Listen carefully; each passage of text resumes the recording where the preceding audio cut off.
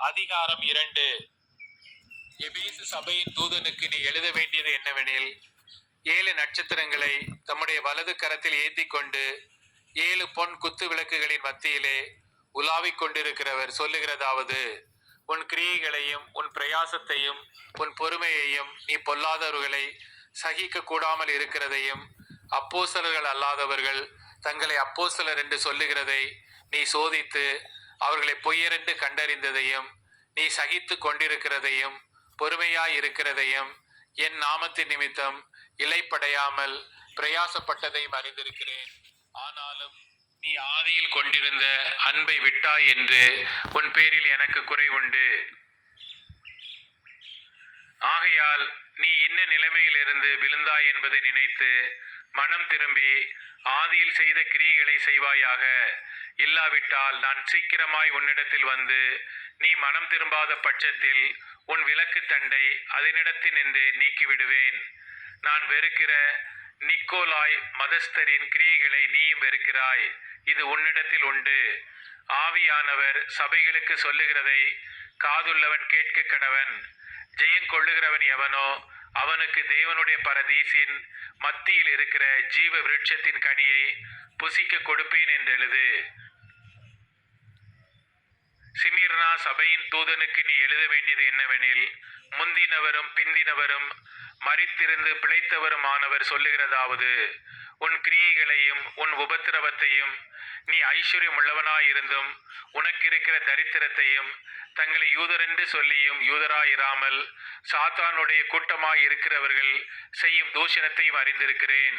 நீ படப்போகிற பாடுகளை குறித்து எவ்வளவும் பயப்படாதே.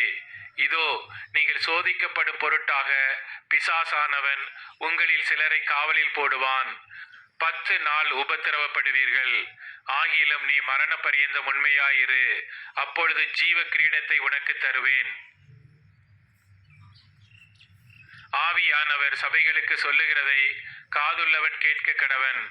ஜெயங்கொள்ளுகிறவன் 2ஆம் மரணத்தினால் சேதப்படுவதில்லை என்றெழுது. பெர்கமு சபையின் தூதனுக்கு நீ எழுத வேண்டியது என்னவெனில், இருபுறமும் கருக்குள்ள பட்டயத்தை உடையவர் சொல்லுகிறதாவது: உன் கிரியைகளையும் சாத்தானுடைய சிங்காசனம் இருக்கிற இடத்தில் நீ குடியிருக்கிறதையும், நீ என் நாமத்தை பற்றி கொண்டிருக்கிறதையும், சாத்தான் குடிக்கொண்டிருக்கிற இடத்திலே உங்களுக்குள்ளே எனக்கு உண்மையுள்ள சாட்சியான அந்திப்பா என்பவன் கொல்லப்பட்ட நாட்களிலும் என்னை பற்றும் விசுவாசத்தை நீ மறுதலியாமல் இருந்ததையும் அறிந்திருக்கிறேன். ஆகிலும் சில காரியங்களை குறித்து உன் பேரில் எனக்கு குறை உண்டு. விக்கிரகங்களுக்கு படைத்தவைகளை புசிப்பதற்கும் வேசித்தனம் பண்ணுவதற்கும் ஏதுவான இடரலை இஸ்ரவேல் புத்திரர் முன்பாக போடும்படி பாலாக் என்பவனுக்கு போதனை செய்த பிலேயாமுடைய போதகத்தை கை கொள்ளுகிறவர்கள் உன்னிடத்தில் உண்டு.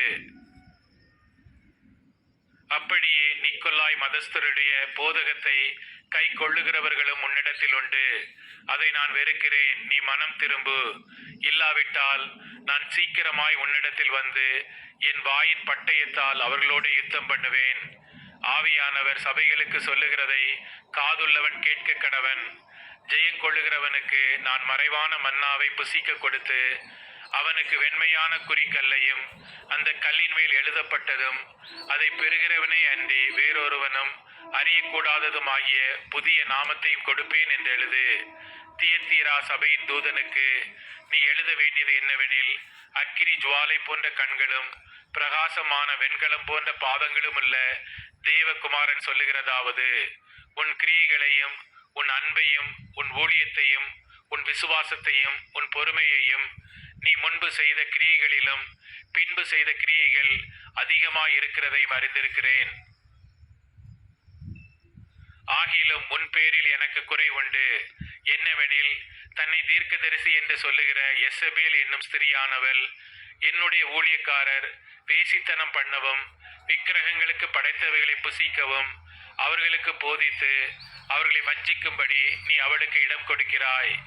அவள் மனம் திரும்பும்படியாய் அவளுக்கு தவணை கொடுத்தேன். தன் வேசி மார்க்கத்தை விட்டு மனம் திரும்ப அவளுக்கு விருப்பமில்லை. இதோ, நான் அவளை கட்டில் கிடையாக்கி அவளுடனே விபச்சாரம் செய்தவர்கள் தங்களுடைய கிரியைகளை விட்டு மனம் திரும்பாவிட்டால் அவர்களை மிகுந்த உபத்திரவத்திலே தள்ளி அவளுடைய பிள்ளைகளையும் கொல்லவே கொள்ளுவேன். அப்பொழுது நானே உள்ளீந்திரியங்களையும் இருதயங்களையும் ஆராய்கிறவர் என்று எல்லா சபைகளும் அறிந்து கொள்ளும். அன்றியும் உங்களில் ஒவ்வொருவனுக்கும் உங்கள் கிரியைகளின்படியே பலனளிப்பேன். தியத்தீராவிலே இந்த போதகத்தை பற்றி கொள்ளாமலும் சாத்தானுடைய ஆழங்கள் என்று அவர்கள் சொல்லுகிறார்களே, அந்த ஆழங்களை அறிந்து கொள்ளாமலும் இருக்கிற மற்றவர்களாகிய உங்களுக்கு நான் சொல்லுகிறதாவது, உங்கள் மேல் வேறொரு பாரத்தையும் சுமத்த மாட்டேன். உங்களுக்குள்ளதை நான் வருமளவும் பற்றி கொண்டிருங்கள். ஜெயங்கொண்டு முடிவு பரியந்தம் என் கிரியைகளை கை கொள்ளுகிறவன் எவனோ அவனுக்கு நான் என் பிதாவினிடத்தில் அதிகாரம் பெற்றது போல ஜாதிகள் மேல் அதிகாரம் கொடுப்பேன்.